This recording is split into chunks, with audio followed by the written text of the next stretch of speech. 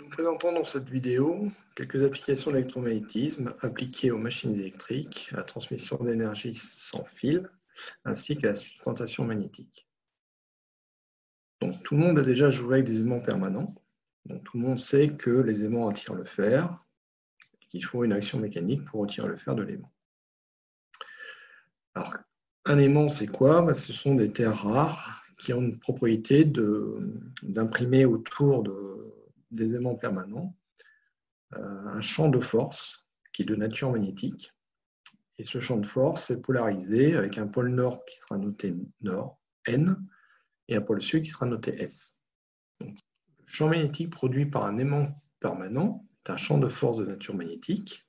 Ce champ de force s'exerce selon des lignes qui sont appelées des lignes de champ de force et qui sont représentées ici par les lignes noires en pointillés et qui vont du pôle nord vers le pôle sud à l'extérieur de l'aimant. Donc, si on fait l'expérience de prendre deux aimants permanents, on sait que les aimants se repoussent ou éventuellement s'attirent. Soit ils s'attirent, comme ici, soit si je le retourne, les aimants vont se repousser. Alors, ceci peut s'expliquer dans le cas d'une attraction lorsque les pôles sud et nord des deux aimants se font face. Dans ces conditions, les lignes de champ de force qui s'exercent autour des aimants permanents vont s'attirer en fait. Et donc les deux aimants vont se rejoindre. Et dans le cas d'une répulsion, c'est dans le cas où les pôles sud, les deux aimants, sont en vis-à-vis. Et dans ces conditions, les lignes de force sont contraires et les deux aimants n'ont qu'une seule envie, c'est se repousser le plus loin l'un de l'autre. Le problème avec les aimants permanents, c'est qu'il n'y a aucun moyen de lui faire lâcher les morceaux de fer qu'il a pris. C'est la raison pour laquelle on a inventé l'électroaimant. L'électroaimant est constitué d'un fil de cuivre enroulé sur lui-même, dans lequel on va faire circuler un courant électrique provenant d'une source de tension électrique. Et en tournant dans le fil électrique, le courant électrique va produire un champ magnétique similaire à celui d'un aimant permanent, donc avec une organisation, une polarisation nord-sud. Le champ magnétique produit par un électroaimant va dépendre de l'intensité et du sens du courant électrique dans cet électroaimant.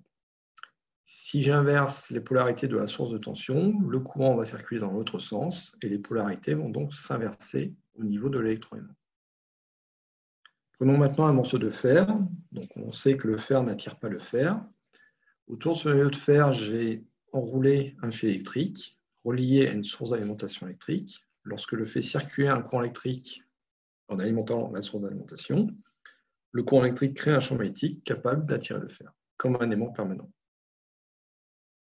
Nous allons maintenant utiliser le principe d'attraction-répulsion entre un aimant permanent et un électroaimant pour créer du mouvement, et ceci donnera le principe de la machine électrique.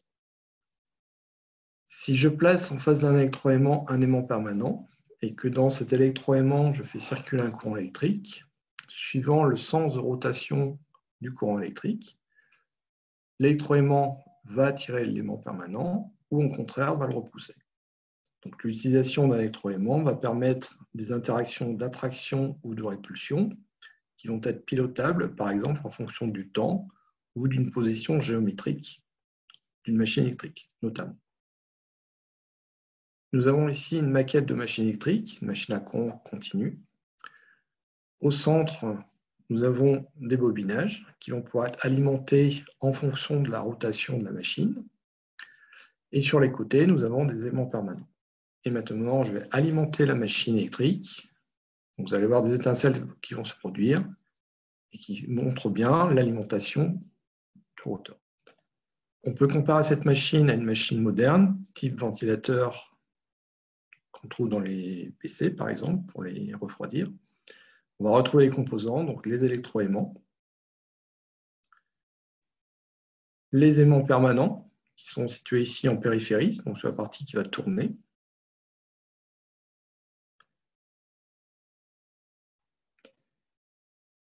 Et les commutateurs mécaniques sont ici remplacés par des commutateurs électroniques. Dans une seconde application, donc je vais expliquer le principe de la sustentation magnétique. Donc, le dispositif consiste en un dispositif électronique qui va alimenter un électroaimant dans un sens ou dans l'autre, de manière à créer un champ variable alternatif, de manière à repousser ou attirer un aimant que je vais placer sous l'électroaimant. Donc, on contrôle ainsi la position et cela permet de faire flotter l'aimant sous l'électroaimant, tout en gardant une certaine distance. Et on voit que le champ magnétique créé par l'électroaimant élément n'est pas perturbé par la feuille de papier. Donc, ce dispositif de sustentation magnétique peut être utilisé par exemple pour remplacer des roulements à billes par des paliers magnétiques, c'est-à-dire des roulements magnétiques, et qui permettent d'éviter les frottements entre les parties statiques et les parties en rotation d'une machine industrielle. Donc, en éliminant les frottements, on limite les pertes énergétiques de cette machine. Une dernière application concerne la transmission d'énergie sans fil.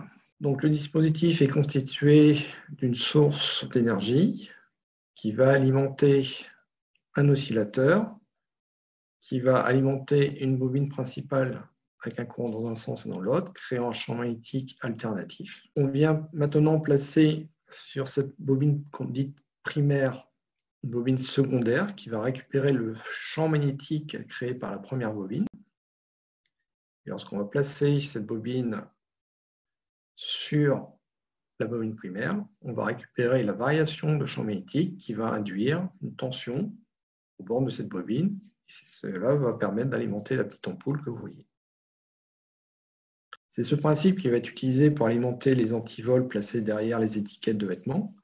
Donc, vous avez ici la bobine secondaire qui va récupérer le champ magnétique créé par la bobine principale.